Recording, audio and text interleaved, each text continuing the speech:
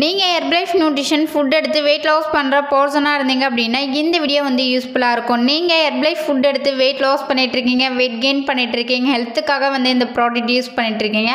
ஆனால் நிறைய பேருக்கு தெரியல இந்த ப்ராடக்ட் எங்கே வாங்கினா ஒரிஜினல் ப்ராடக்ட் கிடைக்கும்னு தெரியாமல் சொல்லிட்டு அமேசான், ஃப்ளிப்கார்ட்டில் ஹெர்பலைஃப் ப்ராடக்ட் வந்து சீப்பாக கிடைக்குதுன்னு சொல்லிட்டு ஹெர்பலைஃப் ப்ராடக்ட் வாங்கி சாப்பிட்டுட்ருக்கீங்க.